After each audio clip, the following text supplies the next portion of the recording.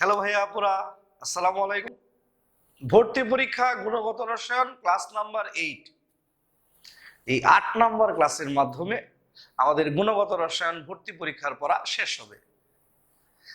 আজকের ক্লাসের শেষ ভাগে আমরা গুণগত রসায়নের জন্য সরোজ কান্তি সিংহ হাজারি স্যারের একেবারে নতুন এডিশনের বইটা দাগায় দিব। একই সাথে আজকে এই গুণগত রসায়নের ভর্তি পরীক্ষার উপযোগী প্র্যাকটিস শিট আমি গ্রুপে দিয়ে দিব। আগে কিছুক্ষণ আমরা পড়াশোনা করে নিই। আজকে হচ্ছে আমাদের গুণগত রসায়নের শেষ ক্লাস।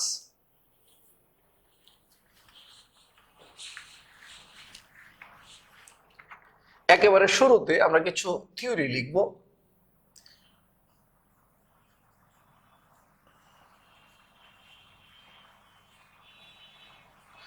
মহাজাগতিক রশ্মির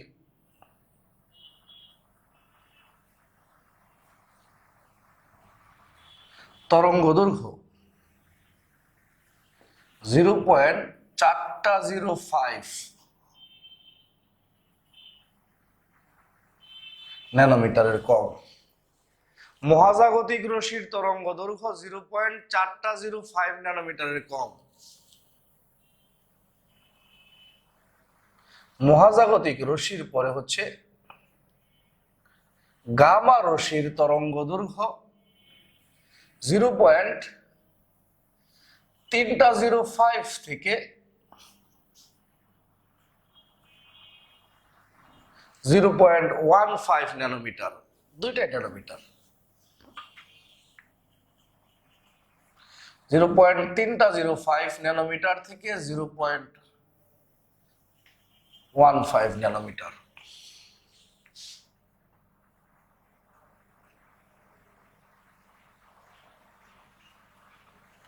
রঞ্জন রশ্মি, এটাকে বলা হয় এক্স রে। রঞ্জন রশ্মি ইংরেজি কি? X ray. রঞ্জন রশ্মির তরঙ্গ দৈর্ঘ্য 0.15 ন্যানোমিটার থেকে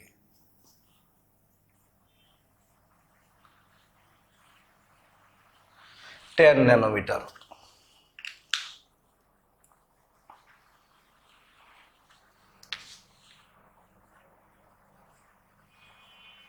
অতি বেগুনি মানে ইউভি রশ্মির তরঙ্গ দৈর্ঘ্য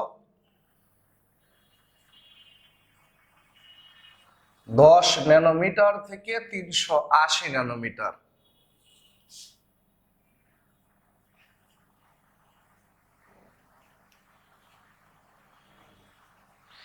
দৃশ্যমান আলোর তরঙ্গ দৈর্ঘ্য 380 ন্যানোমিটার থেকে 780 ন্যানোমিটার।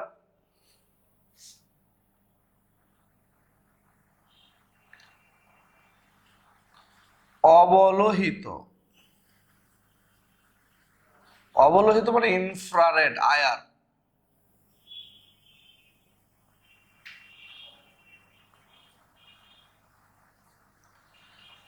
রশ্মির তরঙ্গ দৈর্ঘ্য 0.78 মাইক্রোমিটার থেকে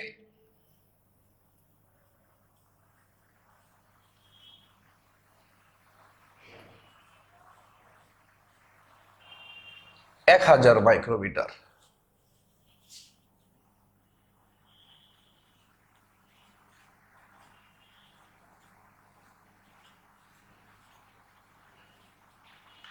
মাইক্রোওয়েভ রশ্মির তরঙ্গ দৈর্ঘ্য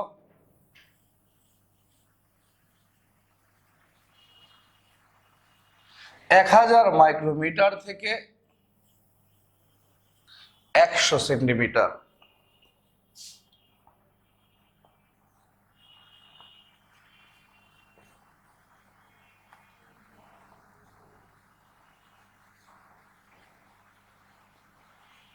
রেডিও টেলিভিশন রশ্মির তরঙ্গ দৈর্ঘ্য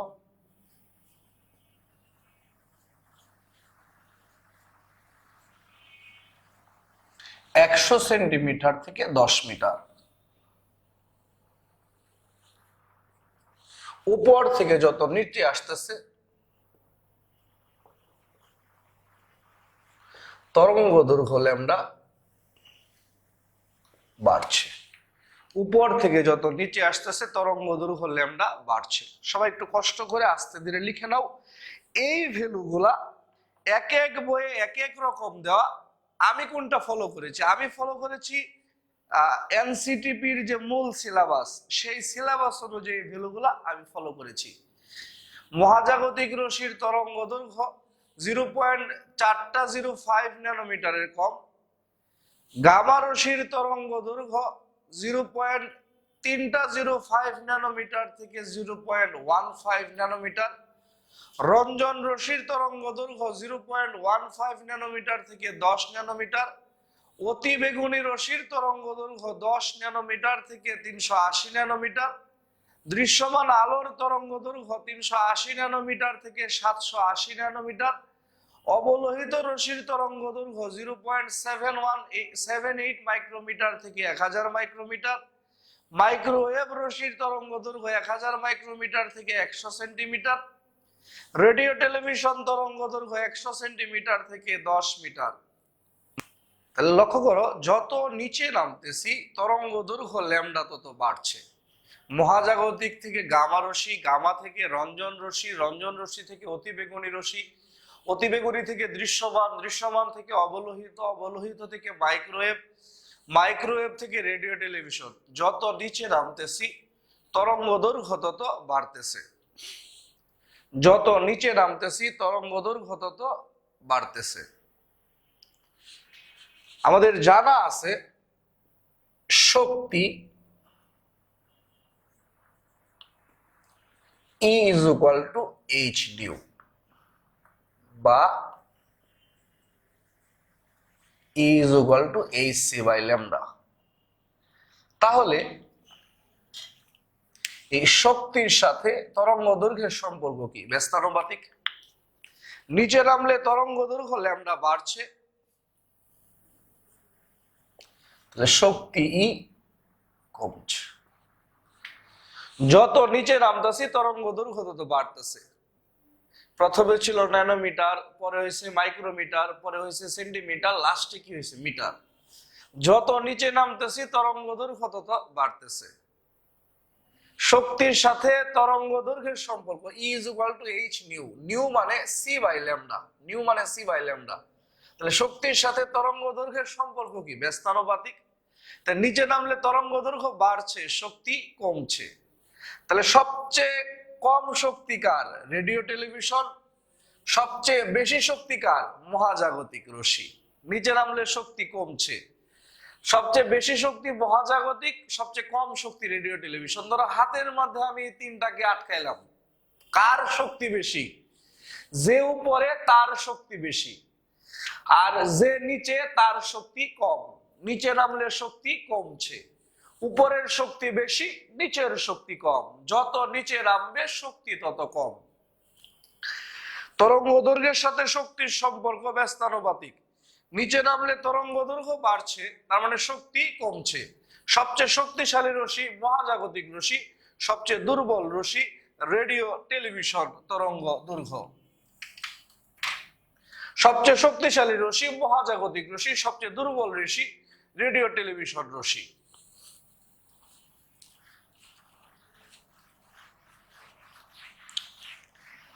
এগুলো এমসিকিউতে খুব বেশি আসে রে ভাই, এগুলো মনে রাখতে হবে।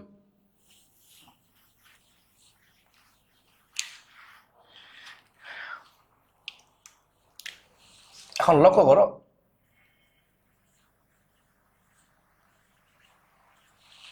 চিকিৎসা ক্ষেত্রে খাতায় লিখে ফেলো, চিকিৎসা ক্ষেত্রে সবচেয়ে বেশি ব্যবহৃত হয় আইআর রশ্মি। চিকিৎসা ক্ষেত্রে সবচেয়ে বেশি ব্যবহৃত হয় আইআর রশ্মি। চিকিৎসা ক্ষেত্রে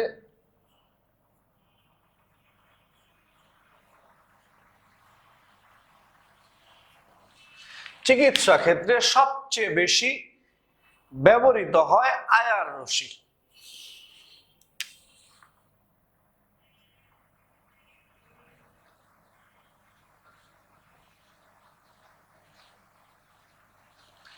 চিকিৎসা ক্ষেত্রে সবচেয়ে বেশি ব্যবহৃত হয় আইআর রশ্মি। আয়ার রশ্মি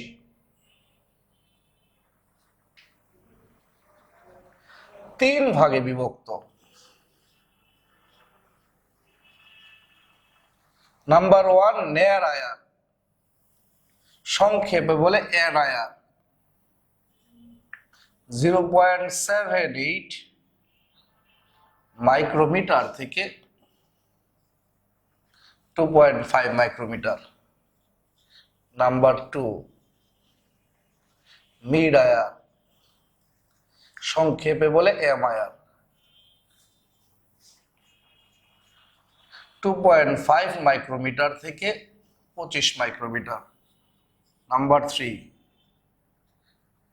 ফার আয়ার, এফ আয়ার,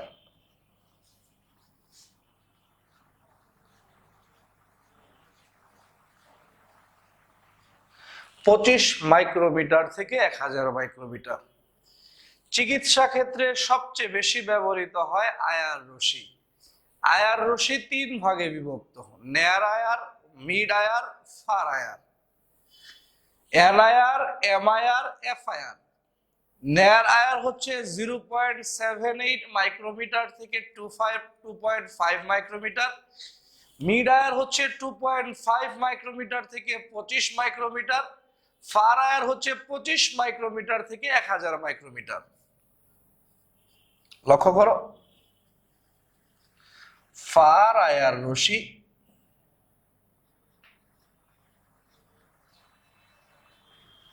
ত্বকের ভিতর 4 সেন্টিমিটার গভীর পর্যন্ত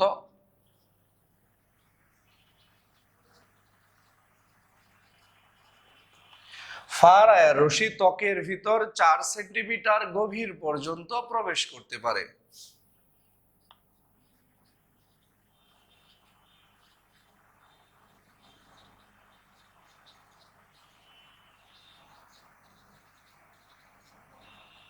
রক্ত চলাচল স্বাভাবিক করে আয়ার রশ্মি।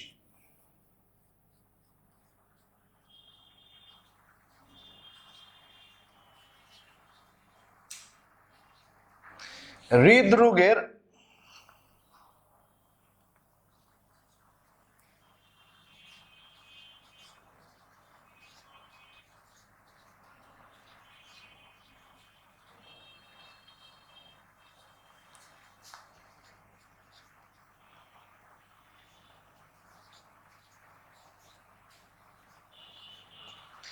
হৃদরোগের চিকিৎসায় ব্যবহৃত হয় আয়ার রশ্মি। রক্ত চলাচল স্বাভাবিক করে আয়ার রশ্মি। হৃদরোগের চিকিৎসায় ব্যবহৃত হয় আয়ার রশ্মি।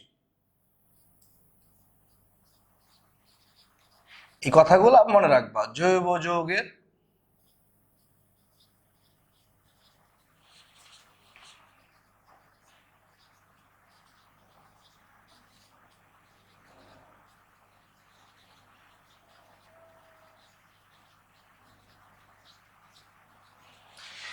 জৈব যৌগের কার্যকরীমূলক শনাক্তকরণে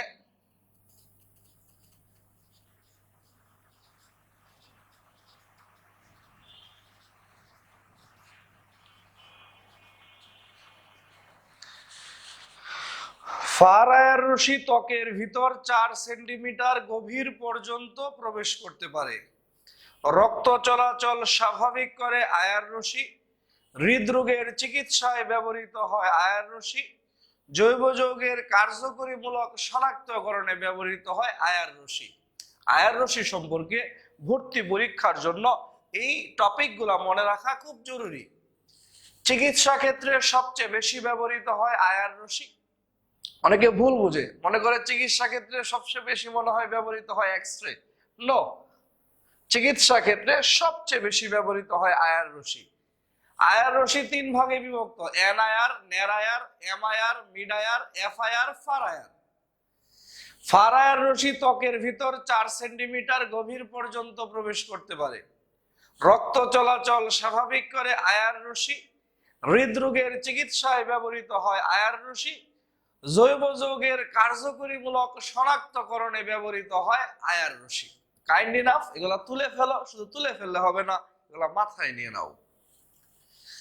আয়ার রশি 3 ভাগে বিভক্ত, নেয়ার আয়ার, মিড আয়ার, ফার আয়ার। ফার আয়ার রশি ত্বকের ভিতর 4 সেন্টিমিটার গভীর পর্যন্ত প্রবেশ করতে পারে। রক্ত চলাচল স্বাভাবিক করে আয়ার রশি। হৃদরোগের চিকিৎসায় ব্যবহৃত হয় আয়ার রশি। জৈব যৌগের কার্যকরীমূলক শনাক্তকরণে ব্যবহৃত হয় আয়ার রশি।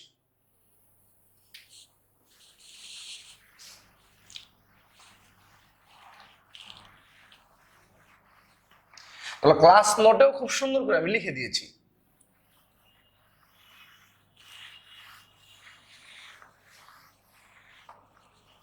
লক্ষ্য করো,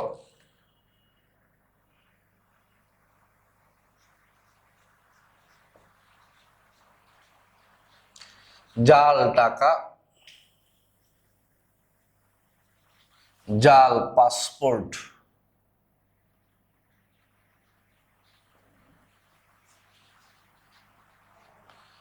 জাল ক্রেডিট কার্ড,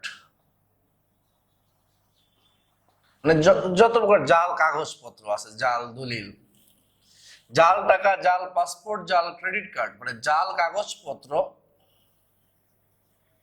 শনাক্তকরণে ব্যবহৃত হয় ইউভি রশ্মি। জাল টাকা, জাল পাসপোর্ট, জাল ক্রেডিট কার্ড শনাক্তকরণে ব্যবহৃত হয় ইউভি রশ্মি।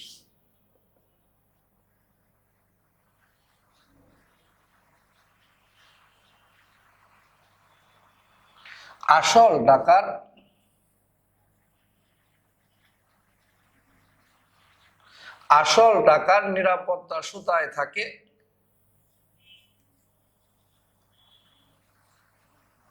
UV fluorescence. আনকমন ওয়ার্ড, মনে রাখবা।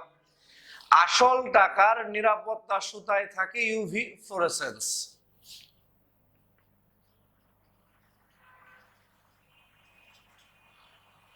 নিরাপত্তা সুতায় উপস্থিত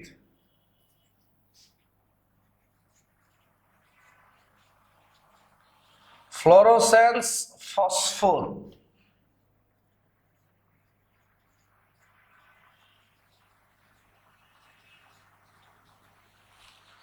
আসল টাকার নিরাপত্তা সুতায় থাকে ইউভি ফ্লোরোসেন্স। জাল টাকা, জাল পাসপোর্ট, জাল ক্রেডিট কার্ড শনাক্তকরণে ব্যবহৃত হয় ইউভি রশ্মি। আসল টাকার নিরাপত্তা সুতায় থাকে ইউভি ফ্লোরোসেন্স। নিরাপত্তা সুতায় উপস্থিত ফ্লোরোসেন্স ফসফোর ইউভি রশ্মি শোষণ করে। আসল টাকার নিরাপত্তা সুতায় থাকে ইউভি ফ্লোরোসেন্স। নিরাপত্তা সুতায় উপস্থিত ফ্লোরোসেন্স ফসফোর ইউভি রশ্মি শোষণ করে। নিরাপত্তা সুতায় উপস্থিত ফ্লোরোসেন্স ফসফোর ইউভি রশ্মি শোষণ করে। জাল টাকা, জাল পাসপোর্ট, জাল ক্রেডিট কার্ড শনাক্তকরণে ব্যবহৃত হয় ইউভি রশ্মি। আসল টাকার নিরাপত্তা সুতায় থাকে ইউভি ফ্লোরোসেন্স। নিরাপত্তা সুতায় উপস্থিত ফ্লোরোসেন্স ফসফোর ইউভি রশ্মি শোষণ করে।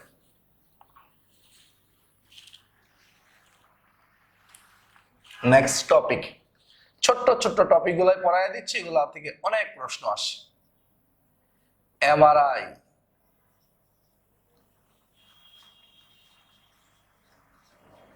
Magnetic resonance imaging.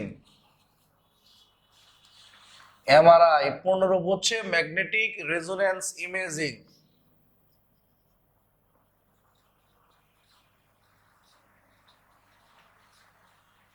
এমআরআই এর ভিত্তি হচ্ছে এনএমআর।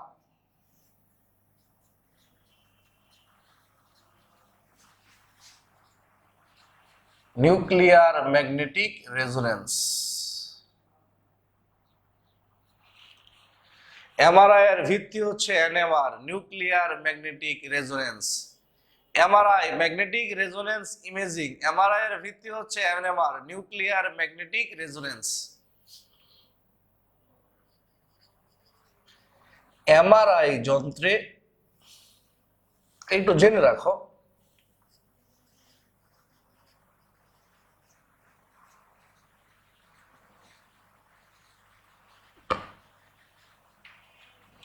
মানব দেহে 70% পানি।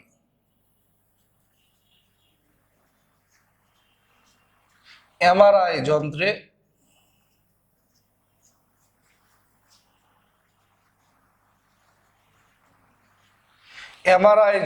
রেডিও টেলিভিশন তরঙ্গ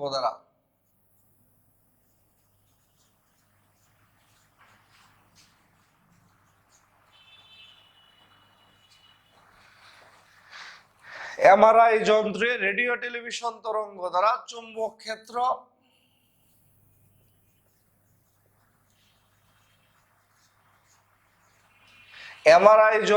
রেডিও টেলিভিশন তরঙ্গ দ্বারা চুম্বক ক্ষেত্র সৃষ্টির মাধ্যমে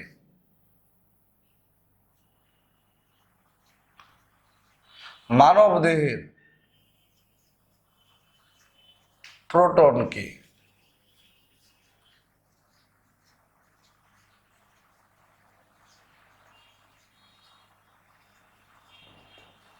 এমআরআই যন্ত্রে রেডিও টেলিভিশন তরঙ্গ দ্বারা চুম্বক ক্ষেত্র সৃষ্টির মাধ্যমে মানব দেহের প্রোটনকে একবার উত্তেজিত করা হয়,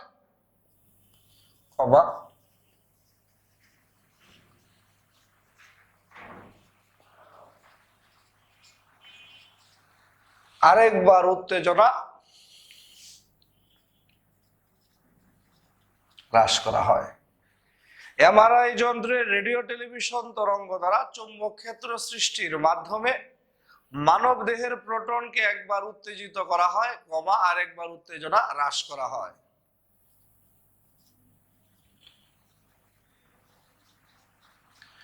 ফলে কতগুলো সিগন্যাল পাওয়া যায়। প্রশ্নগুলো লক্ষ্য করো। মানব দেহে কত ভাগ পানি? 70% পানি। এমআরআই যন্ত্রে কোন তরঙ্গ দ্বারা? রেডিও টেলিভিশন তরঙ্গ দ্বারা। এমআরআই যন্ত্রে কোন তরঙ্গ দ্বারা?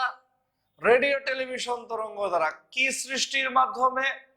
চৌম্বক ক্ষেত্র সৃষ্টির মাধ্যমে। কাকে? মানব দেহের প্রোটনকে একবার উত্তেজিত করা হয়, আরেকবার উত্তেজনা হ্রাস করা হয়। ফলে কতগুলো সিগন্যাল পাওয়া যায়।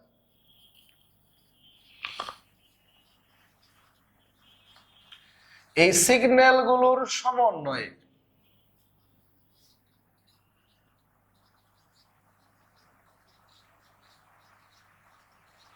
কম্পিউটারের সাহায্যে 3D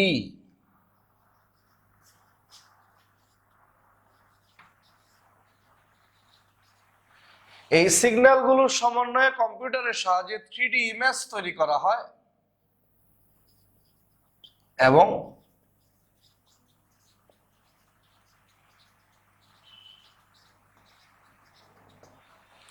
এই সিগন্যালগুলোর সমন্বয়ে কম্পিউটারের সাহায্যে 3D ইমেজ তৈরি করা হয় এবং রোগ নির্ণয় করা হয়।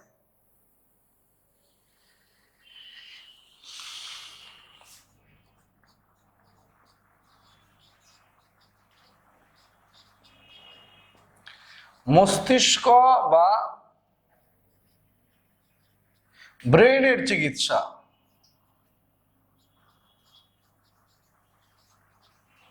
এবং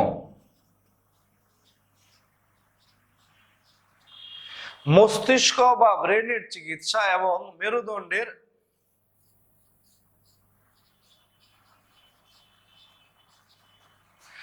টিউমারের চিকিৎসায়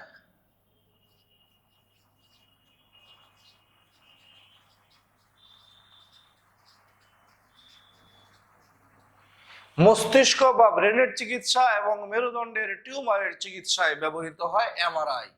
এমসিকিউ এর জন্য ইনফরমেশন গুলা যত্ন নিয়ে মনে রাখবে। আমি প্রথম থেকে আসি। MRI, magnetic resonance imaging. MRI এর ভিত্তি হচ্ছে এনএমআর, নিউক্লিয়ার ম্যাগনেটিক রেজোনেন্স। মানব দেহে 70% পানি। কত ভাগ পানি? 70%। এমআরআই যন্ত্রে কোন তরঙ্গ দ্বারা? রেডিও টেলিভিশন তরঙ্গ দ্বারা কি সৃষ্টির মাধ্যমে? চৌম্বক ক্ষেত্র সৃষ্টির মাধ্যমে। কাকে? মানব দেহের প্রোটনকে একবার উত্তেজিত করা হয় আর একবার উত্তেজনা হ্রাস করা হয়, ফলে কতগুলো সিগন্যাল পাওয়া যায়। এই সিগন্যালগুলোর সমন্বয়ে কম্পিউটারের সাহায্যে 3D ইমেজ তৈরি করা হয় এবং রোগ নির্ণয় করা হয়। মস্তিষ্ক বা ব্রেনের চিকিৎসা এবং মেরুদণ্ডের টিউমারের চিকিৎসায় ব্যবহৃত হয় এমআরআই। মস্তিষ্ক বা ব্রেনের চিকিৎসা এবং মেরুদণ্ডের টিউমারের চিকিৎসায় ব্যবহৃত হয় MRI. MRI magnetic resonance imaging. MRI এর ভিত্তি হচ্ছে এনএমআর, নিউক্লিয়ার ম্যাগনেটিক রেজোনেন্স। মানব দেহের 70% পানি। এমআরআই যন্ত্রে রেডিও টেলিভিশন তরঙ্গ দ্বারা চৌম্বক ক্ষেত্র সৃষ্টির মাধ্যমে মানব দেহের প্রোটনকে একবার উত্তেজিত করা হয়, আরেকবার উত্তেজনা হ্রাস করা হয়, ফলে কতগুলো সিগন্যাল পাওয়া যায়।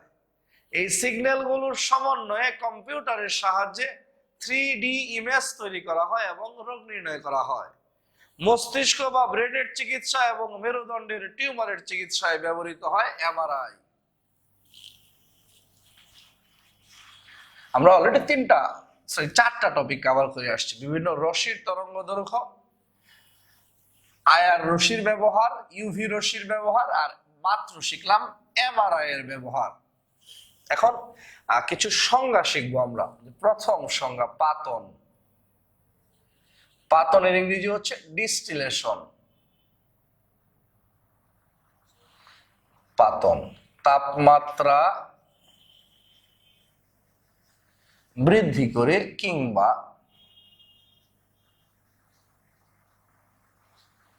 বাহ্যিক চাপ হ্রাস করে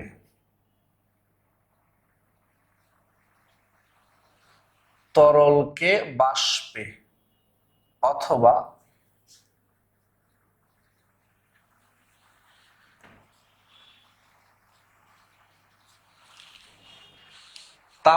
পাতন ইংরেজি হচ্ছে ডিস্টিলেশন। তাপমাত্রা বৃদ্ধি করে কিংবা বাহ্যিক চাপ হ্রাস করে তরলকে বাষ্পে অথবা বিপরীত প্রক্রিয়ায়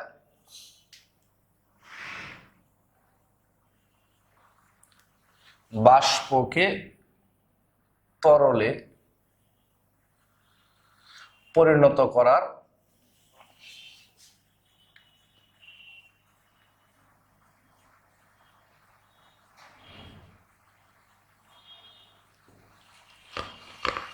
তাপমাত্রা বৃদ্ধি করে কিংবা বাহ্যিক চাপ হ্রাস করে। তাপমাত্রা বৃদ্ধি করে কিংবা বাহ্যিক চাপ হ্রাস করে তরলকে বাষ্পে অথবা বিপরীত প্রক্রিয়ায় বাষ্পকে তরলে পরিণত করার প্রক্রিয়াকে পাতন বলে। তাপমাত্রা বৃদ্ধি করে কিংবা বাহ্যিক চাপ হ্রাস করে তরলকে বাষ্পে অথবা বিপরীত প্রক্রিয়ায় বাষ্পকে তরলে পরিণত করার প্রক্রিয়াকে পাতন বলে।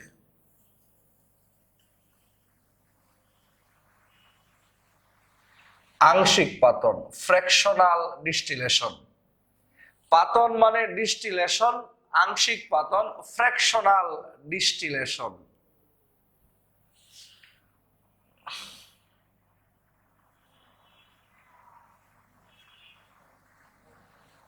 মিশ্রণের উপাদান সমূহকে নিজ নিজ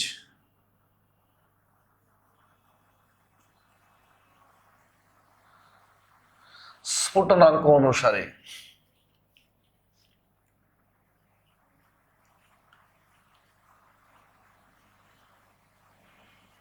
ফুটিয়ে পৃথক করার প্রক্রিয়াকে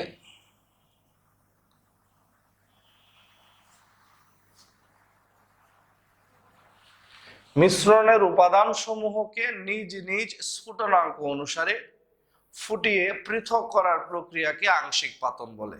মিশ্রণের উপাদান সমূহকে নিজ নিজ স্ফুটনাঙ্ক অনুসারে ফুটিয়ে পৃথক করার প্রক্রিয়াকে আংশিক পাতন বলে। মিশ্রণের উপাদান সমূহকে নিজ নিজ স্ফুটনাঙ্ক অনুসারে ফুটিয়ে পৃথক করার প্রক্রিয়াকে আংশিক পাতন বলে। তাহলে পাতন তাপমাত্রা বৃদ্ধি করে কিংবা বাহ্যিক চাপ হ্রাস করে তরলকে বাষ্পে অথবা বিপরীত প্রক্রিয়ায় বাষ্পকে তরলে পরিণত করার প্রক্রিয়াকে পাতন বলে। হোয়াট ইজ আংশিক পাতন?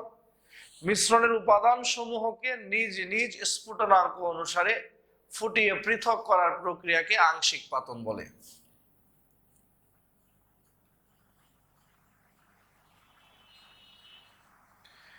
উপাদানের স্ফুটনাঙ্কের পার্থক্য 40 ডিগ্রি সেলসিয়াসের কম হলে আংশিক পাতন,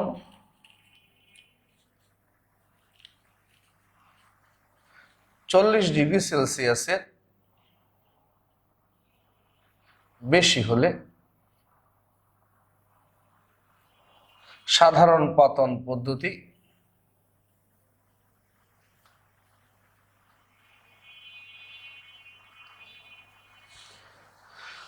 উপাদানের স্ফুটনাঙ্কের পার্থক্য 40 ডিগ্রি সেলসিয়াসের কম হলে আংশিক পাতন, 40 ডিগ্রি সেলসিয়াসের বেশি হলে সাধারণ পাতন পদ্ধতি ব্যবহৃত হয়।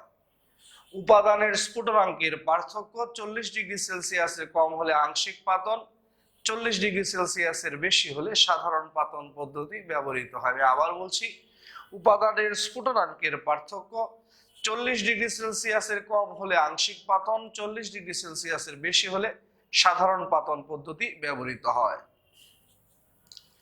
তাহলে পাতন কি?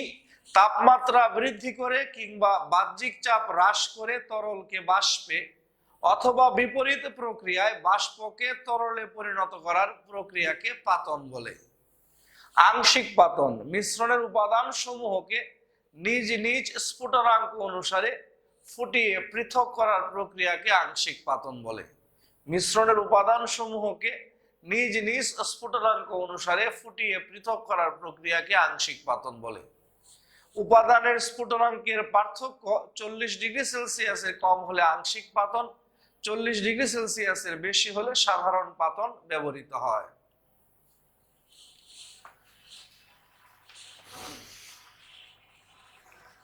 এখন আরো চমৎকার একটা টপিক আমরা শিখে ফেলবো।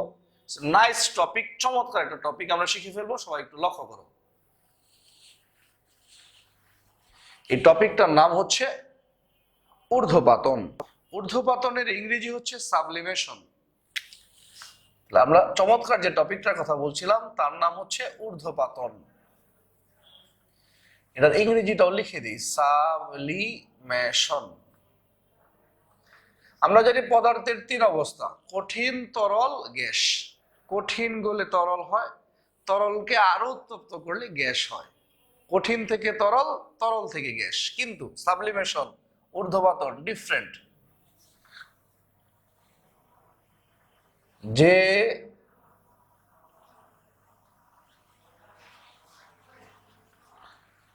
যে রাসায়নিক প্রক্রিয়ায় কঠিন বস্তু, যে রাসায়নিক প্রক্রিয়ায় কঠিন বস্তু সরাসরি বাষ্পে অথবা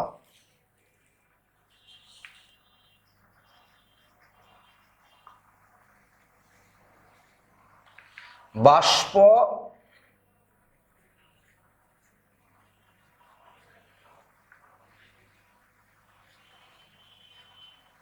যে রাসায়নিক প্রক্রিয়ায় কঠিন বস্তু সরাসরি বাষ্পে অথবা বাষ্প সরাসরি কঠিনে পরিণত হয়,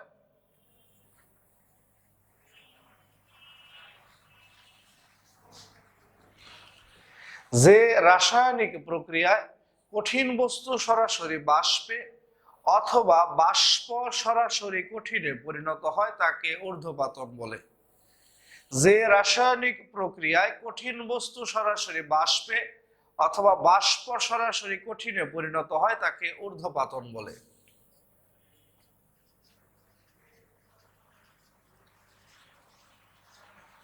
ঊর্ধ্বপাতিত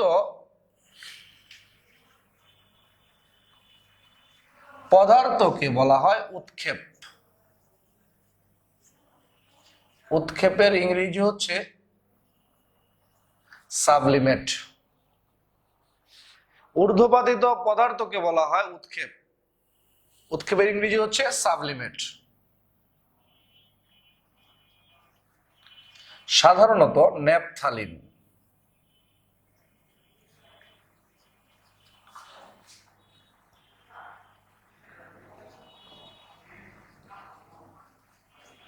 নিশাদল, নিশাদল মানে অ্যামোনিয়াম ক্লোরাইড।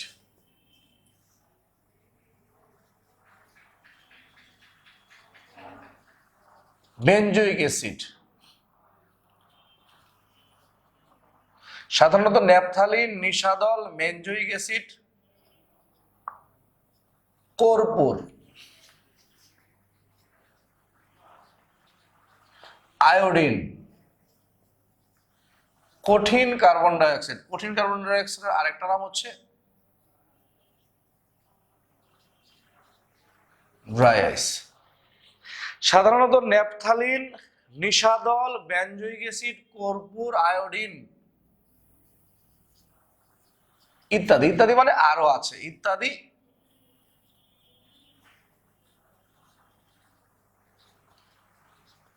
ঊর্ধ্বপাতিত হয়।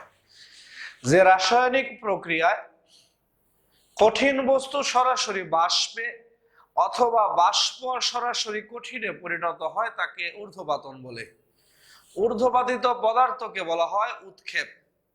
সাধারণত ন্যাপথালিন, নিশাদল, বেনজোইক অ্যাসিড, কর্পূর, আয়োডিন, কঠিন কার্বন ডাইঅক্সাইড। সাধারণত ন্যাপথালিন, নিশাদল, বেনজোইক অ্যাসিড, কর্পূর, আয়োডিন, কঠিন কার্বন ডাইঅক্সাইড ইত্যাদি ঊর্ধ্বপাতিত হয়। সাধারণত ন্যাপথালিন, নিশাদল, বেনজোইক অ্যাসিড, কর্পূর, আয়োডিন, কঠিন কার্বন ডাইঅক্সাইড ইত্যাদি ঊর্ধ্বপাতিত হয়। যে রাসায়নিক প্রক্রিয়ায় কঠিন বস্তু সরাসরি বাষ্পে অথবা বাষ্প সরাসরি কঠিনে পরিণত হয় তাকে ঊর্ধ্বপাতন বলে। ঊর্ধ্বপাতিত পদার্থকে বলে উৎক্ষেপ। নেক্সট ওয়ান, স্টিম ডিস্টিলেশন,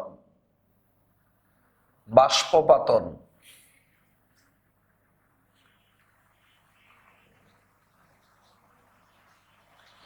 পানিতে অদ্রবণীয়, ঠান্ডা পানিতে অদ্রবণীয় আর কি, পানি মানে নর্মাল পানি, নর্মাল টেম্পারেচারের পানি, পানিতে অদ্রবণীয় কিন্তু গরম পানিতে উদ্বায়ী বস্তু। পানিতে অদ্রবণীয় কিন্তু গরম পানিতে উদ্বায়ী বস্তু পৃথকীকরণে। পানিতে অদ্রবণীয় কিন্তু গরম পানিতে উদ্বায়ী বস্তু পৃথকীকরণে যে পাতন,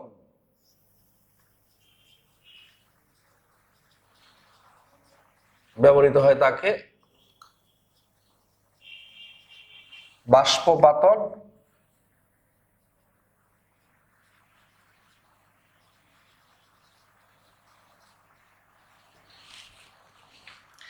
পানিতে অদ্রবণীয় কিন্তু গরম পানিতে উদ্বায়ী বস্তু পৃথকীকরণে যে পাতন ব্যবহৃত হয় তাকে বাষ্পপাতন বা বাষ্পচাপ পাতন বলে। পানিতে অদ্রবণীয় কিন্তু গরম পানিতে উদ্বায়ী বস্তু পৃথকীকরণে। পানিতে অদ্রবণীয়, এই সংজ্ঞাগুলো লাগবে, এগুলো অনেক সময় চলে আসে। পানিতে অদ্রবণীয় কিন্তু গরম পানিতে উদ্বায়ী বস্তু পৃথকীকরণে যে পাতন ব্যবহৃত হয় তাকে বাষ্পপাতন বা বাষ্পচাপ পাতন বলে। দ্রাবক নিষ্কাশন, সলভেন্ট এক্সট্রাকশন। দ্রাবক নিষ্কাশন, সলভেন্ট এক্সট্রাকশন।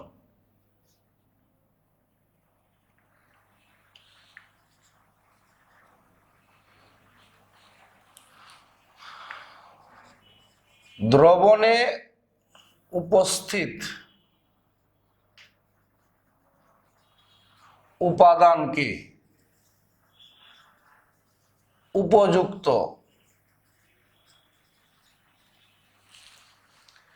দ্রবণে উপস্থিত উপাদানকে উপযুক্ত জৈব দ্রাবকে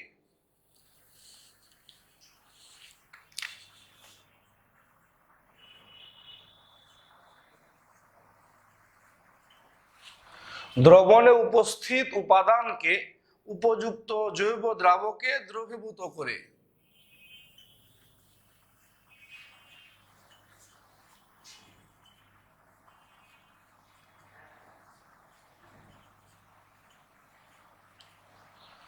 দ্রবণে উপস্থিত উপাদানকে উপযুক্ত জৈব দ্রাবকে দ্রবীভূত করে দ্রবণ থেকে পৃথক করার প্রক্রিয়াকে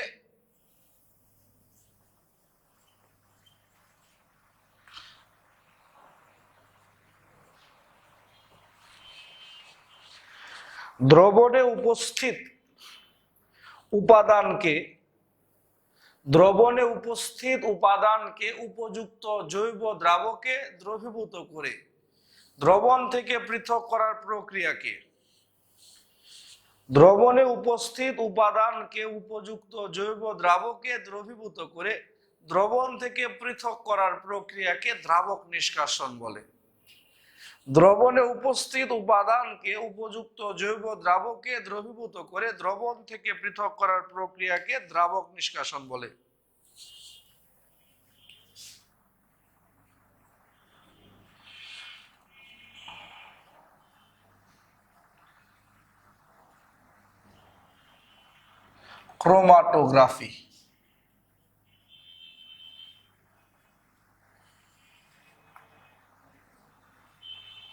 ক্রোমাটোগ্রাফি হোয়াট ইজ ক্রোমাটোগ্রাফি? এটি একটি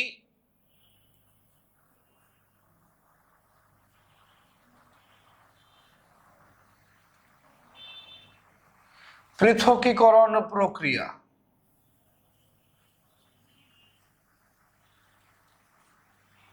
যেখানে স্থির বা নিশ্চল দশা এবং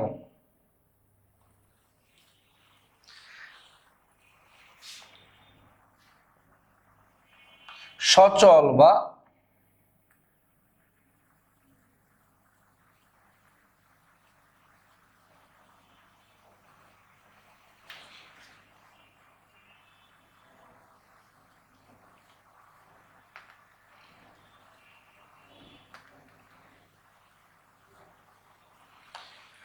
ক্রোমাটোগ্রাফি এটি একটি পৃথকীকরণ প্রক্রিয়া যেখানে স্থির বা নিশ্চল দশা এবং সচল বা চলমান দশা নামক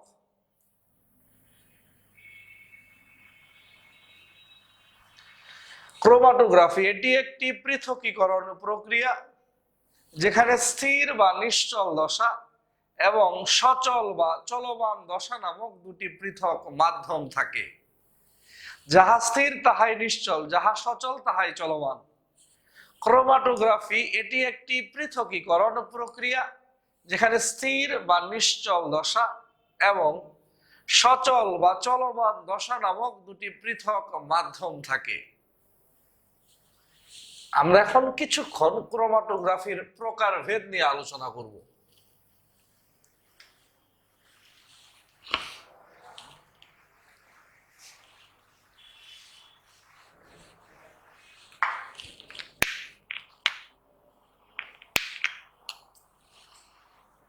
আমরা কিছুক্ষণ কি নিয়ে আলোচনা করব বলেছিলাম? ক্রোমাটোগ্রাফির প্রকারভেদ।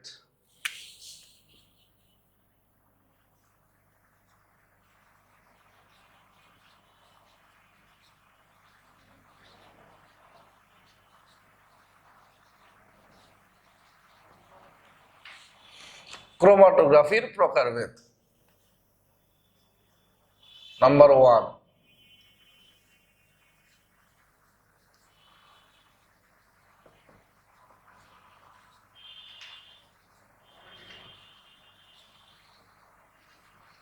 অধিশোষণ ক্রোমাটোগ্রাফি। এইটা দুই ভাগে বিভক্ত। নাম্বার 1,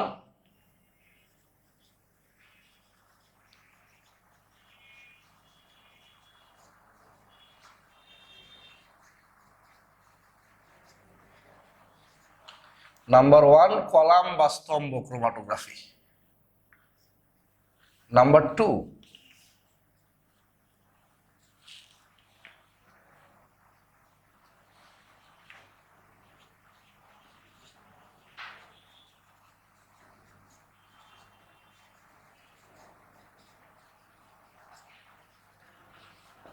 পাতলা স্তর ক্রোমাটোগ্রাফি। কলাম বা স্তম্ভ ক্রোমাটোগ্রাফি দুই ভাগে বিভক্ত। কলাম বা স্তম্ভ ক্রোমাটোগ্রাফিতে দুই ভাগে না, স্থির দশা কঠিন,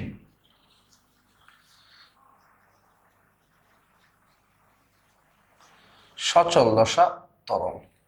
কলাম বা স্তম্ভ ক্রোমাটোগ্রাফিতে স্থির দশা কঠিন, সচল দশা তরল।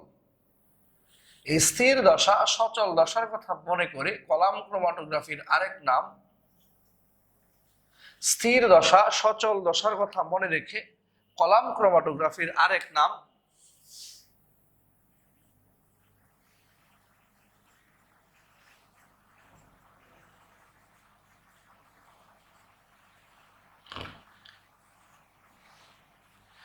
স্থির দশা সচল দশার কথা মনে রেখে কলাম ক্রোমাটোগ্রাফির আরেক নাম কঠিন তরল ক্রোমাটোগ্রাফি। তাহলে ক্রোমাটোগ্রাফির প্রকারভেদ। নাম্বার 1 অধিশোষণ ক্রোমাটোগ্রাফি, এটা দুই ভাগে বিভক্ত, কলাম বা স্তম্ভ ক্রোমাটোগ্রাফি আর হচ্ছে পাতলা স্তর ক্রোমাটোগ্রাফি। কলাম ক্রোমাটোগ্রাফিতে স্থির দশা তরল, কলাম ক্রোমাটোগ্রাফিতে স্থির দশা কঠিন, সচল দশা তরল, এই জন্য অপর নাম কঠিন তরল ক্রোমাটোগ্রাফি। এই পাতলা স্তর ক্রোমাটোগ্রাফিকে সংক্ষেপে বলে টিএলসি, থিন লেয়ার ক্রোমাটোগ্রাফি। পাতলা মানে থিন, স্তর মানে লেয়ার, ক্রোমাটোগ্রাফি মানে সি।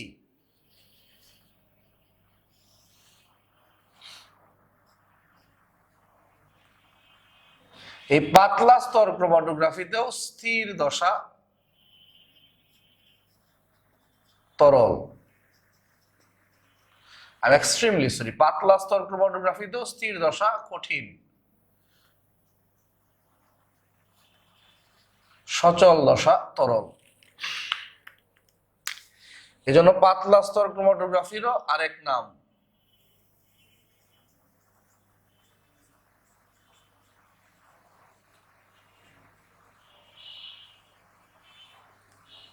পাতলা স্তর ক্রোমাটোগ্রাফিরও আরেক নাম কঠিন তরল ক্রোমাটোগ্রাফি।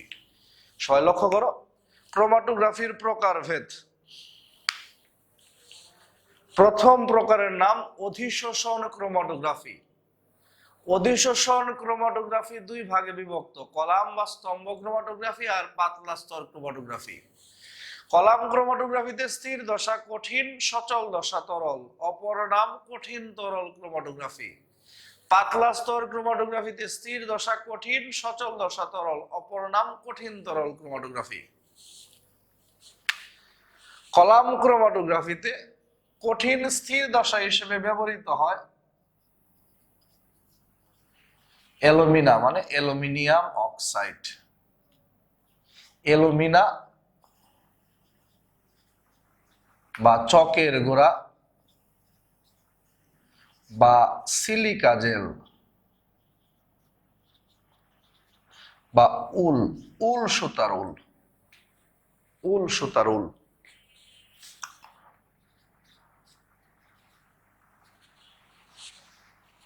কলাম ক্রোমাটোগ্রাফিতে কঠিন স্থির দশা হিসেবে ব্যবহৃত হয় অ্যালুমিনা বা চকের গোড়া বা সিলিকা জেল বা উল, আর তরল সচল দশা হিসেবে ব্যবহৃত হয় যে কোনো একটি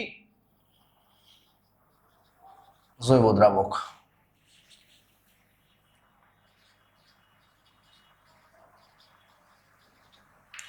আমাদের সিলেবাস অন্তর্ভুক্ত জৈব দ্রাবক গুলো হচ্ছে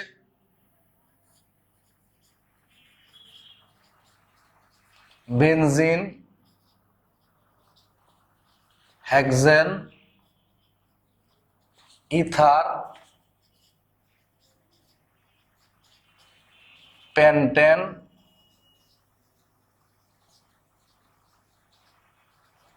অ্যালকোহল,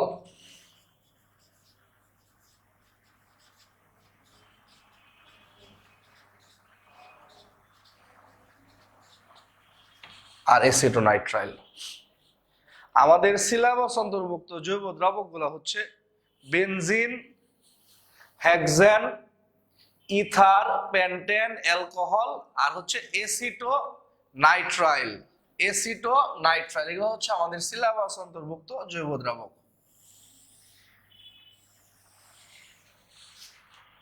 এগুলো হচ্ছে জৈব দ্রাবক।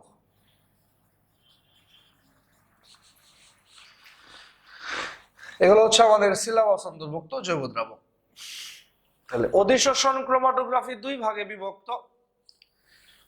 প্রথম ভাগের নাম কলাম বা স্তম্ভ ক্রোমাটোগ্রাফি, দ্বিতীয় ভাগের নাম পাতলা স্তর ক্রোমাটোগ্রাফি বা TLC, thin layer chromatography. Column ক্রোমাটোগ্রাফিতে স্থির দশা কঠিন, সচল দশা তরল, অপর নাম কঠিন তরল ক্রোমাটোগ্রাফি। কঠিন স্থির দশা হিসেবে ব্যবহৃত হয় অ্যালুমিনা, চকের গুঁড়া, সিলিকা জেল বা উল সুতার উল। আর তরল সচল দশা হিসেবে ব্যবহৃত হয় যে কোনো একটি জৈব দ্রাবক, এই ছয়টার যে কোনো একটা, benzene, hexane, ether, pentane, alcohol বা এসিটোনাইট্রাইল। পাতলা স্তর ক্রোমাটোগ্রাফিতে স্থির দশা কঠিন, কঠিন স্থির দশা হিসেবে ব্যবহৃত হয় ওই মানে আগেরটাই, অ্যালুমিনা, চকের গুঁড়া, সিলিকা জেল বা উল। পাতলা স্তর ক্রোমাটোগ্রাফিতে সচল দশা তরল, তরল সচল দশা হিসেবে ব্যবহৃত হয় ওই মানে যে কোনো একটি জৈব দ্রাবক। তাহলে দেখা যাচ্ছে কলাম বা স্তম্ভ ক্রোমাটোগ্রাফি এবং পাতলা স্তর ক্রোমাটোগ্রাফি দুইটার গঠন সেম, দুইটারই স্থির দশা কঠিন সেম, সচল দশা তরল সেম। তাহলে দুইটার মধ্যে পার্থক্য কি? দুইটার মধ্যে পার্থক্য হচ্ছে যান্ত্রিক কাঠামোতে। কলাম ক্রোমাটোগ্রাফি যে যন্ত্রে সম্পন্ন হয়, যে পৃথকীকরণ প্রক্রিয়াটা সম্পন্ন হয়, সেই যন্ত্রটা হচ্ছে দণ্ডের মতো। আর পাতলা স্তর ক্রোমাটোগ্রাফি যে যন্ত্রে সম্পন্ন হয়, সেই যন্ত্রটা হচ্ছে কাচের স্লাইডের মতো। আমি আবার বলছি, কলাম ক্রোমাটোগ্রাফি এবং পাতলা স্তর ক্রোমাটোগ্রাফি দুইটার everything is same. Column chromatography এবং পাতলা স্তর ক্রোমাটোগ্রাফি দুইটার এভরিথিং ইজ সেম। পার্থক্য কোথায়? যান্ত্রিক গঠনে। Everything is same, column chromatography, পাতলা স্তর ক্রোমাটোগ্রাফি, এভরিথিং ইজ সেম। পার্থক্য কোথায়? যান্ত্রিক গঠনে। কলাম ক্রোমাটোগ্রাফি যে যন্ত্রে সম্পন্ন হয় সেটা দণ্ডাকৃতির, পাতলা স্তর ক্রোমাটোগ্রাফি যে যন্ত্রে সম্পন্ন হয় সেটা কাচের স্লাইডের মতো।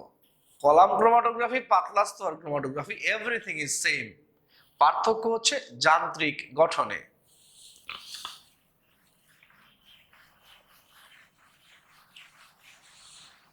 ক্রোমাটোগ্রাফির প্রকারভেদ প্রথমটা শিখলাম, অধিশোষণ ক্রোমাটোগ্রাফি। এবার দ্বিতীয়টা শিখাই দিই।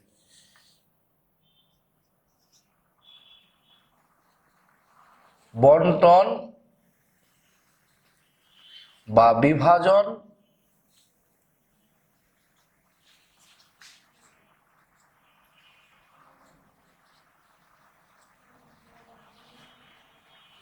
বন্টন বা বিভাজন বা পার্টিশন ক্রোমাটোগ্রাফি।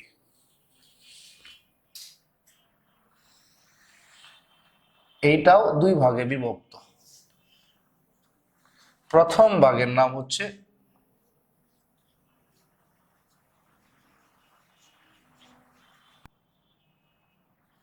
গ্যাস ক্রোমাটোগ্রাফি, এটাকে সংক্ষেপে বলে জিসি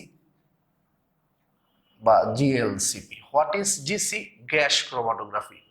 আর জিএলসিপি মানে গ্যাস লিকুইড ক্রোমাটোগ্রাফিক প্রসেস।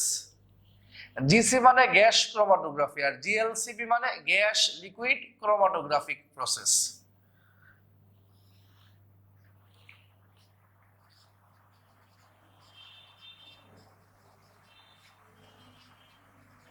স্থির দশা তরল,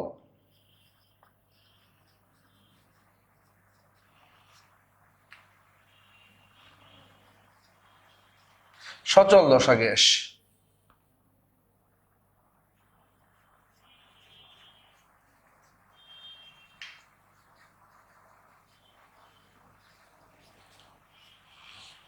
অপর নাম, নামের সাথে মিলিয়ে তরল গ্যাস ক্রোমাটোগ্রাফি।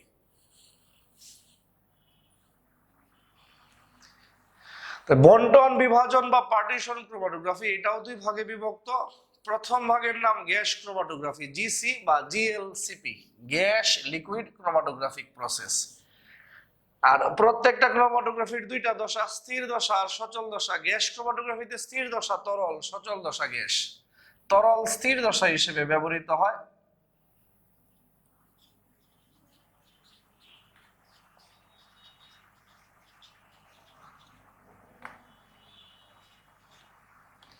তরল স্থির দশা হিসেবে ব্যবহৃত হয় যে কোনো একটি জৈব দ্রাবক। আর সচল গ্যাসীয় দশা হিসেবে ব্যবহৃত হয় নাইট্রোজেন, কার্বন ডাইঅক্সাইড, হিলিয়াম, নিয়ন, আর্গন। এগুলাকে বলা হয় বাহক গ্যাস বা ক্যারিয়ার গ্যাস। ক্রোমাটোগ্রাফির প্রকারভেদ। নাম্বার 2, বন্টন বিভাজন বা পার্টিশন ক্রোমাটোগ্রাফি। এটা দুই ভাগে বিভক্ত। প্রথম ভাগের নাম গ্যাস ক্রোমাটোগ্রাফি, জিসি বা জিএলসিপি, গ্যাস লিকুইড ক্রোমাটোগ্রাফিক প্রসেস। স্থির দশা তরল, তরল স্থির দশা হিসেবে ব্যবহৃত হয় যে কোনো একটি জৈব দ্রাবক, এই ছয়টার যে কোনো একটা। আর সচল দশা গ্যাস, এই জন্য অপর নাম তরল গ্যাস ক্রোমাটোগ্রাফি। সচল গ্যাসীয় দশা হিসেবে ব্যবহৃত হতে পারে নাইট্রোজেন, কার্বন ডাইঅক্সাইড, হিলিয়াম, নিয়ন, আর্গন। এগুলাকে বলে বাহক গ্যাস বা ক্যারিয়ার গ্যাস। বন্টন বিভাজন বা পার্টিশন ক্রোমাটোগ্রাফির প্রথম প্রকারের নাম গ্যাস ক্রোমাটোগ্রাফি, দ্বিতীয় প্রকারের নাম কাগজ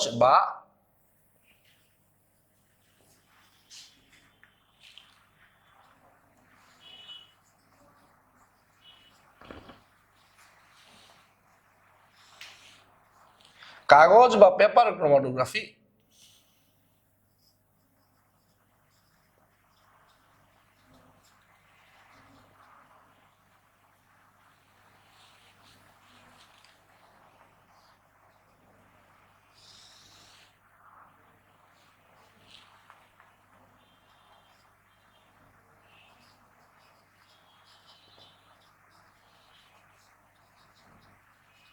স্থির দশা তরল,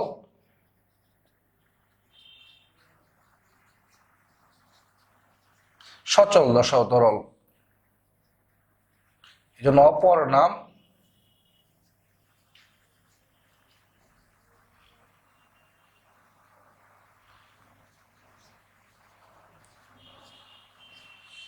কাগজ বা পেপার ক্রোমাটোগ্রাফি। স্থির দশাও তরল, সচল দশাও তরল।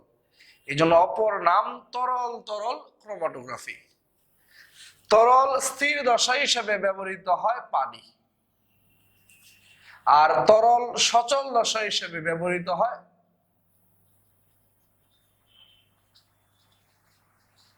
যে কোনো একটি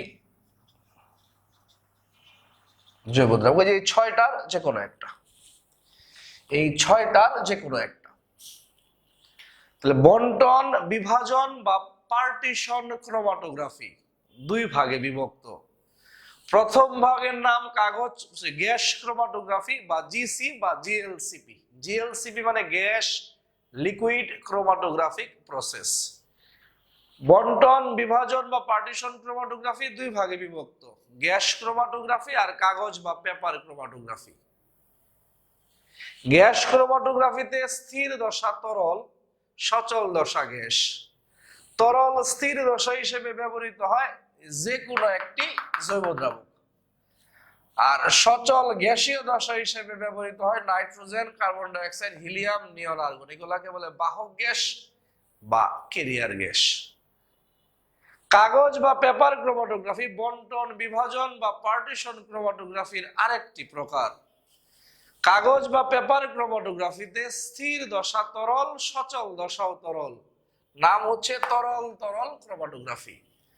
স্থির তরল দশা হিসেবে ব্যবহৃত হয় পানি, আর সচল তরল দশা হিসেবে ব্যবহৃত হয় যে কোনো একটি জৈব দ্রাবক। স্থির তরল দশা হিসেবে ব্যবহৃত হয় পানি, সচল তরল দশা হিসেবে ব্যবহৃত হয় যে কোনো একটি জৈব দ্রাবক। সবাই আস্তে ধীরে ঠান্ডা মাথায় এগুলা লিখো, এখান থেকে যথেষ্ট পরিমাণ প্রশ্ন চলে আসে।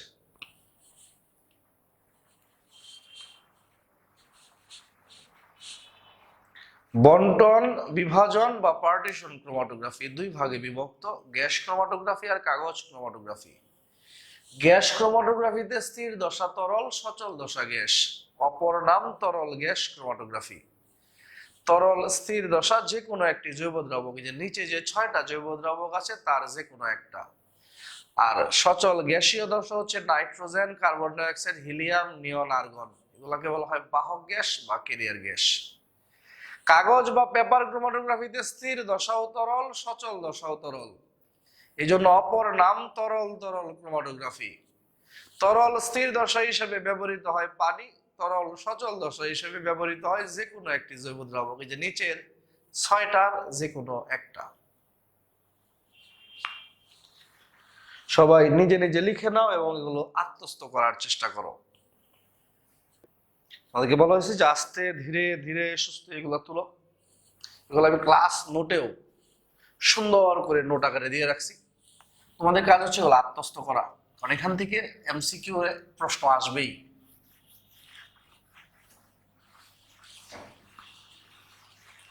আমাদের কেমিস্ট্রির 10টা চ্যাপ্টারের মধ্যে একটা চ্যাপ্টার আজকে শেষ হয়ে যাবে, গুণগত রসায়ন, এবং আজকেই এই চ্যাপ্টারের শীট আমি অলরেডি গ্রুপে দেখবা দিয়ে দিয়েছি। শীটগুলো তোমরা প্রিন্ট করে নিতে পারো অথবা অফিস থেকে সরাসরি এসে কালেক্ট করতে পারো, যারা দূরে আছো প্রিন্ট করে নিও। আরো কিছু এমসিকিউ প্যাটার্ন কভার করি। কাগজ ক্রোমাটোগ্রাফিতে যে ফিল্টার পেপার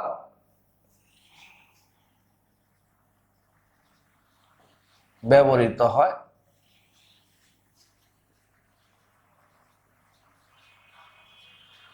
তাকে বলে হোয়াটম্যান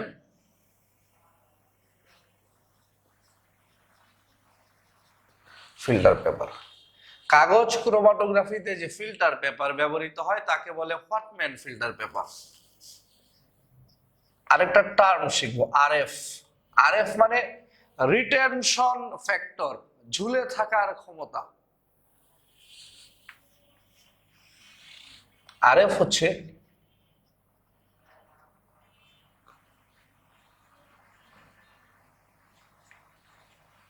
উপাদান যৌগ কর্তৃক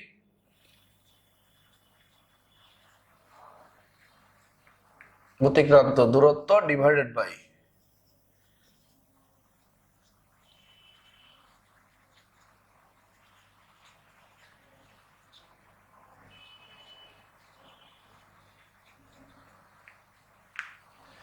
আরএফ হচ্ছে রিটেনশন ফ্যাক্টর, ঝুলে থাকার ক্ষমতা।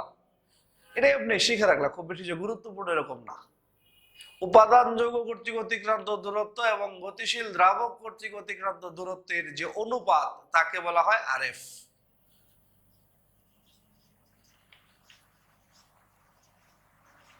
আরএফ এর বৈশিষ্ট্য নাম্বার 1, আরএফ এর মান less than is equal two 1।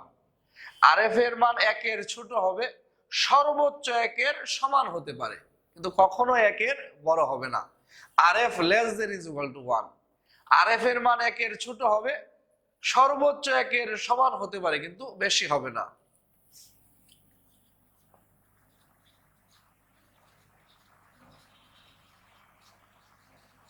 RF এর কোনো একক নেই।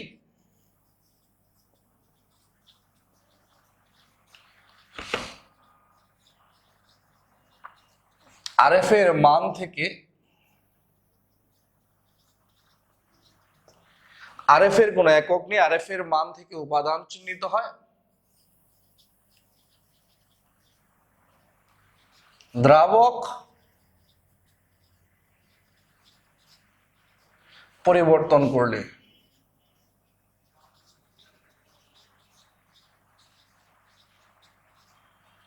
দ্রাবক পরিবর্তন করলে আরএফ এর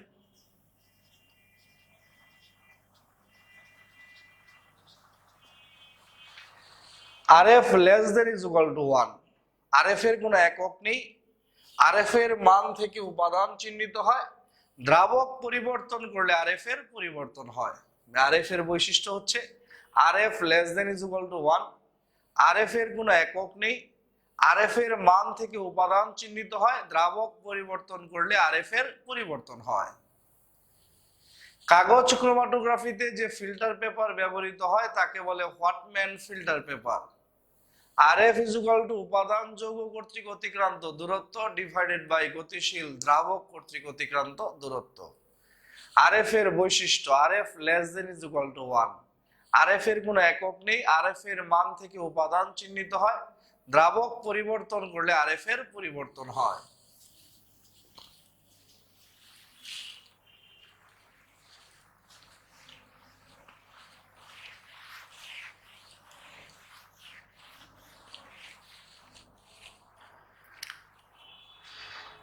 আমরা একেবারে পড়ার শেষ পর্যায়ে চলে আসছি। এর পরবর্তী ধাপ হচ্ছে আমরা বই দাগায় দিব এবং একই সাথে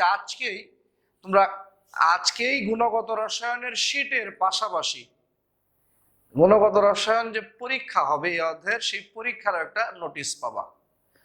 খুব মনোযোগ সহকারে আজকে গ্রুপে পরীক্ষা সম্পর্কিত নোটিশটাও খেয়াল করো, লক্ষ্য করো সবাই।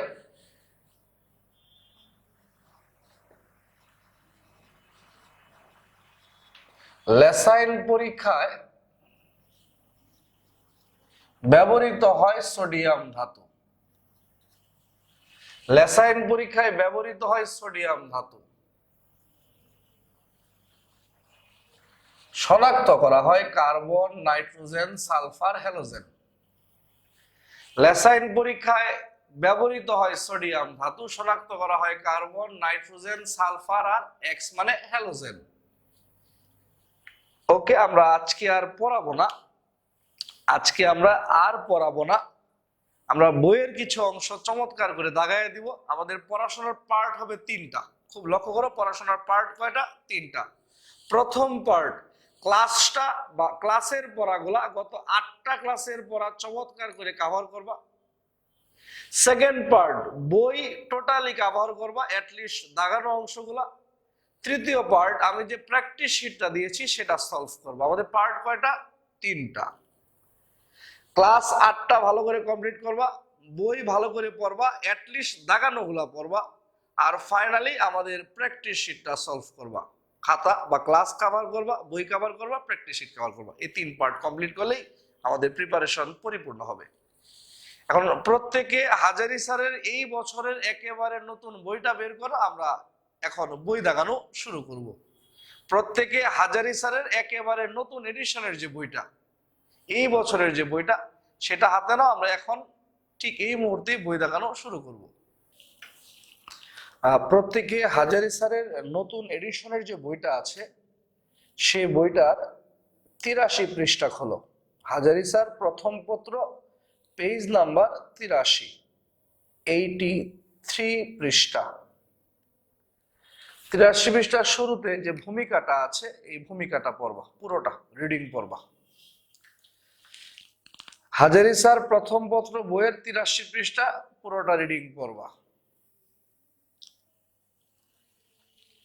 84 পৃষ্ঠা পরমাণু মডেল ও প্রাথমিক ধারণা 1, 2, 3।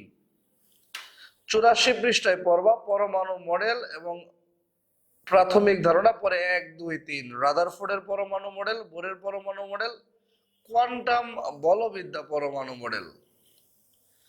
তার নিচে একেবারে নিচের দিকে পড়বা আলফা কণার বৈশিষ্ট্য। একেবারে নিচের দিকে কি পড়বা? আলফা কণার বৈশিষ্ট্য।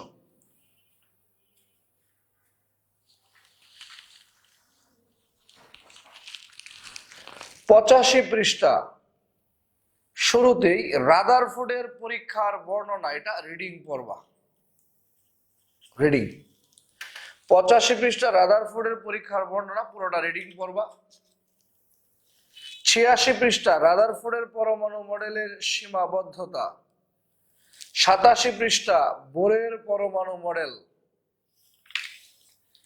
88 পেজ বোরের মডেলের সীমাবদ্ধতা। 88 পেজে কি বলেছি? বোরের মডেলের সীমাবদ্ধতা। 90 পেজের শুরুর দিকে পয়েন্ট নাম্বার 4, 90 পেজের শুরুর দিকে পয়েন্ট নাম্বার 4।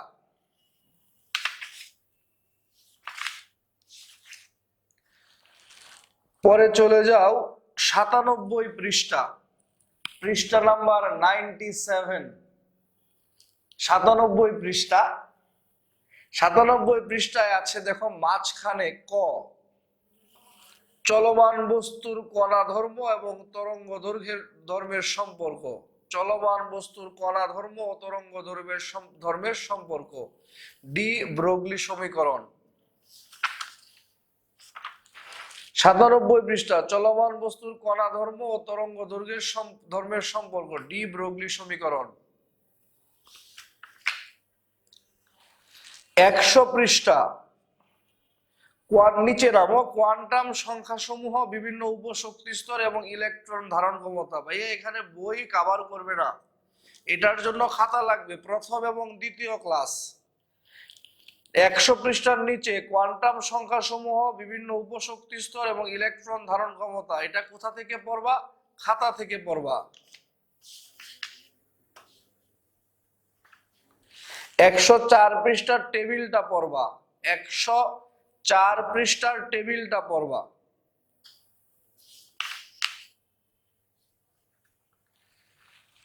107 পৃষ্ঠা, নিচে নামো, পরমাণু ও পরমাণুর মূল কণিকা সমূহ।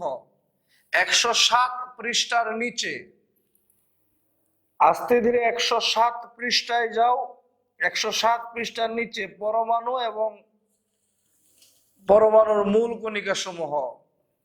108 পৃষ্ঠার নিচে 3টি স্থায়ী মূল কণিকার বর্ণনা। 108 পৃষ্ঠার নিচে 3টি স্থায়ী মূল কণিকার বর্ণনা। 109 পেজে টেবিলটা পড়বা। 109 পেজে কি পড়বা? টেবিলটা পড়বা। 110 পেজ, মাঝখানে ক, আপেক্ষিক পারমাণবিক ভর। একেবারে নিচে 1, 2, 3 hydrogen scale, oxygen scale, carbon scale. 111 পৃষ্ঠার মাঝখানে খ, পারমাণবিক ভর একক। 112 পৃষ্ঠা, আইসোটোপের আপেক্ষিক পরিমাণ ও মৌলের পারমাণবিক ভর।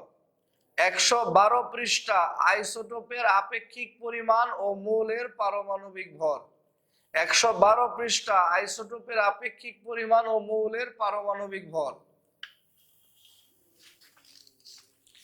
14 পেজের প্রথম টেবিল, 14 পেজের নিচে 2, 3, 114 পেজের প্রথম টেবিল। 14 পেজের নিচে 2 নিউক্লিয় ফিশন, 14 পেজের নিচে 3 নিউক্লিয় ফিউশন। 14 পেজের প্রথম টেবিলটা পড়বা। 14 পেজের নিচে 2 নিউক্লিয় ফিশন, 14 পেজের একেবারে নিচে 3 নিউক্লিয় ফিউশন।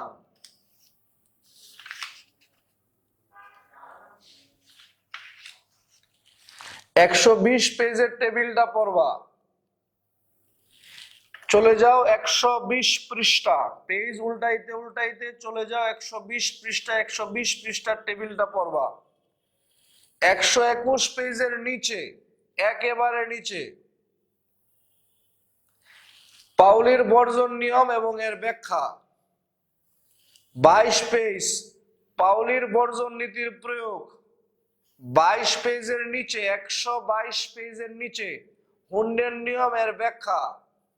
23 পেজের নিচে আহ্বাও নীতি এর ব্যাখ্যা। 122 পেজের নিচে হুন্ডের নিয়ম ও এর ব্যাখ্যা। 23 পেজের নিচে আহ্বাও নীতি এবং এর ব্যাখ্যা। 125 পৃষ্ঠা, ফুল পেজ। 125 পৃষ্ঠা, ফুল পেজটা রিডিং দিবা। 125 পৃষ্ঠা, ফুল পেজ রিডিং দিবা।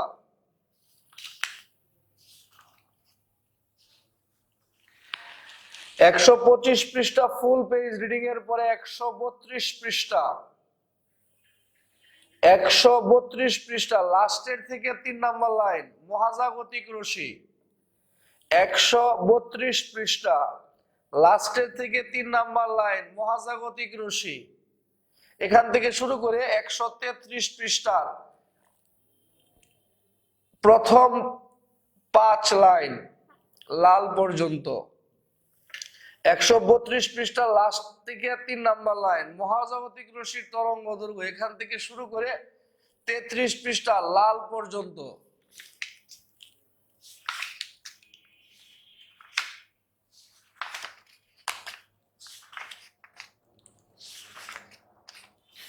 একশো 44 পৃষ্ঠার 1, 2, 3, 4, 5 Lyman Balmer, Paschen Brackett, Pfund Humphreys. 144 পৃষ্ঠা 144 Lyman Balmer, Paschen Brackett, Pfund Humphreys series.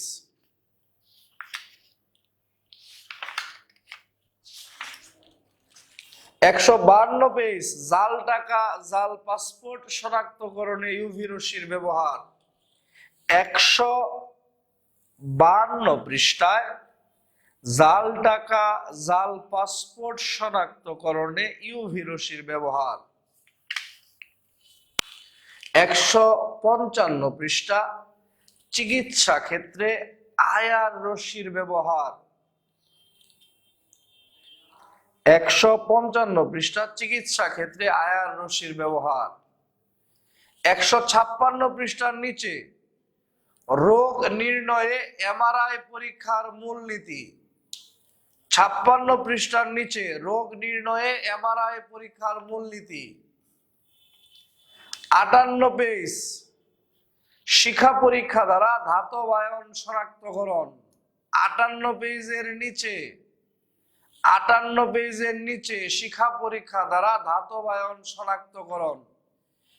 158 পৃষ্ঠা 158 পৃষ্ঠা, শিখা পরীক্ষা দ্বারা ধাতব আয়ন শনাক্তকরণ। 60 পৃষ্ঠার টেবিল, ভেরি ভেরি ইম্পর্টেন্ট। 60 পৃষ্ঠার নিচের দিকে দ্রাব্যতার আধুনিক সংজ্ঞা।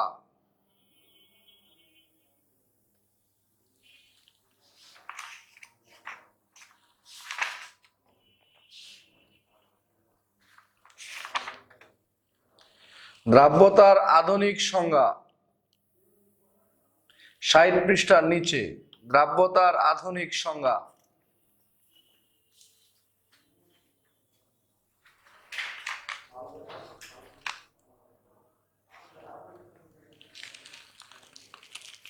একশো 64 পৃষ্ঠা, দেখো শুরুতে আছে আয়নিক গুণফল, তারপর একটু নিচে নেমে 164 পৃষ্ঠার শুরুতে আয়নিক গুণফল, একটু নিচে নেমে আয়নিক গুণফল, দ্রাব্যতা গুণফলের মধ্যে সম্পর্ক। 164 পৃষ্ঠা আয়নিক গুণফল, একটু নিচে নেমে আয়নিক গুণফল, দ্রাব্যতা গুণফলের মধ্যে সম্পর্ক। 165 পৃষ্ঠা প্রথম 5 লাইন, 165 পৃষ্ঠা প্রথম 5 লাইন।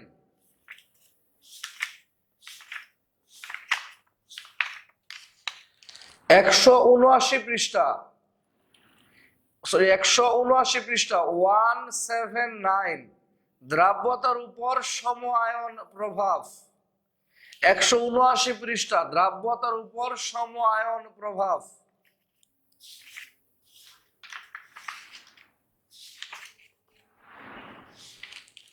হাইড্রেশন শক্তি, ল্যাটিস শক্তি, এগুলা নেক্সট চ্যাপ্টারে পড়ব।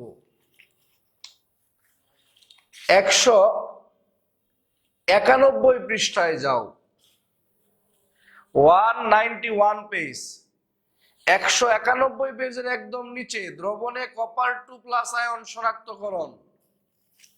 92 পেজ, Fe2+, Fe3+ আয়ন শনাক্তকরণ।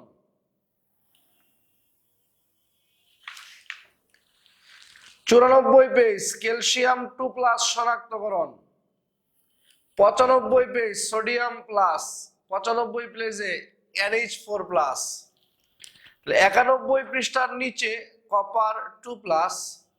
92 পেজে Fe2+, Fe3+। 93 পেজে কিছুই নাই। 94 পেজের নিচে ক্যালসিয়াম 2+। 95 পেজে সোডিয়াম প্লাস NH4 প্লাস, ভালো করে পড়বে।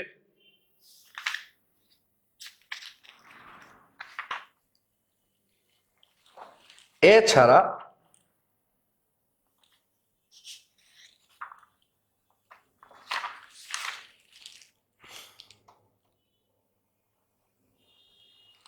একশো 99 পেজের একদম নিচে 2 নাম্বার বেরিয়াম নাইট্রেট দ্রবণ সহ পরীক্ষা, 191 পেজ, 199 পৃষ্ঠায় একেবারে নিচে 2 নাম্বার পয়েন্ট বেরিয়াম নাইট্রেট দ্রবণ সহ পরীক্ষা, 199 পেজ একেবারে নিচে বেরিয়াম নাইট্রেট সহ পরীক্ষা।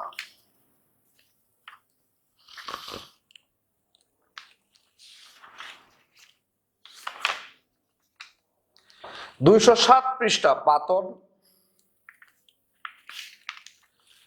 207 পৃষ্ঠায় পাতন, 208 পৃষ্ঠার শুরুতে আংশিক পাতন, 8 পৃষ্ঠার মাঝে প্রয়োগ, ভেরি ভেরি ইম্পর্টেন্ট, আংশিক পাতনের প্রয়োগ।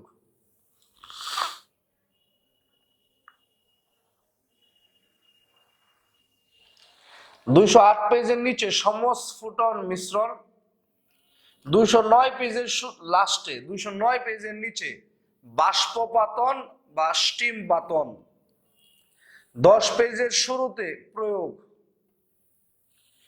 11 পেজ ঊর্ধ্বপাতন, 11 পেজের মাঝে প্রয়োগ, ভেরি ভেরি ইম্পর্টেন্ট, 11 পেজের মাঝে প্রয়োগ, ভেরি ভেরি ইম্পর্টেন্ট। ইভেন আগের পেজ 10 পেজের শুরুতে যে প্রয়োগগুলা ভেরি ভেরি ইম্পর্টেন্ট। 12 পেজ দ্রাবক নিষ্কাশন, 212 পৃষ্ঠা দ্রাবক নিষ্কাশন, 16 পেজ প্রয়োগ, ভেরি ভেরি ইম্পর্টেন্ট।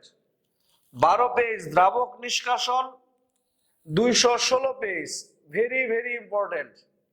212 পেজ দ্রাবক নিষ্কাশন, 216 পেজ ভেরি ভেরি ইম্পর্টেন্ট। 216 পেজের প্রয়োগ। 216 পেজে ক্রোমাটোগ্রাফি, ক্রোমাটোগ্রাফির সংজ্ঞা, ক্রোমাটোগ্রাফির বৈশিষ্ট্য। 216 পেজ ক্রোমাটোগ্রাফি, ক্রোমাটোগ্রাফির সংজ্ঞা, ক্রোমাটোগ্রাফির বৈশিষ্ট্য।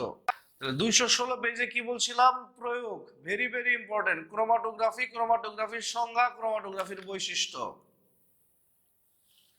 18 পেজ মাঝখানে কলাম ক্রোমাটোগ্রাফির প্রয়োগ বা ব্যবহার, very very important. 19 page RF এর বৈশিষ্ট্য। 18 পেজ মাঝখানে কলাম ক্রোমাটোগ্রাফির প্রয়োগ বা ব্যবহার, very very important. 19 page RF এর বৈশিষ্ট্য। এই পর্যন্তই আমাদের এই অধ্যায় শেষ।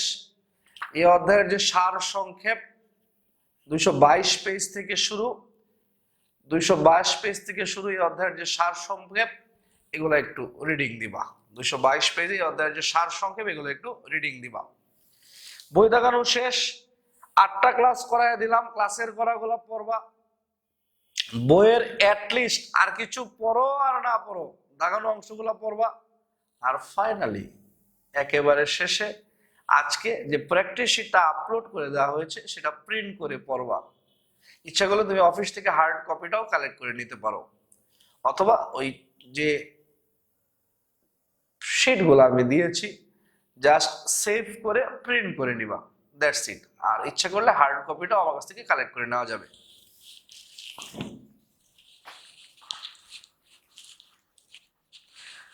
আজকে এই পর্যন্তই। সবাই সুস্থ থাকো, ভালো থাকো, দিনের পড়াটা দিনে শেষ করো। আর সবচেয়ে বড় কথা, আজকে পরীক্ষার জন্য যে নোটিশ দিব সেটা খুব মনোযোগ সহকারে লক্ষ্য করবা। আর যে কারো যে কোনো সমস্যা হলে কমেন্টে, ইনবক্সে, ফোনে অথবা সরাসরি আমার অফিসে বই, খাতা, কলম, নোট, গাইড, শিট সব নিয়ে চলে আসবে, আমি তোমাকে সলভ করে দিব। ধন্যবাদ সবাইকে, আসসালামু আলাইকুম।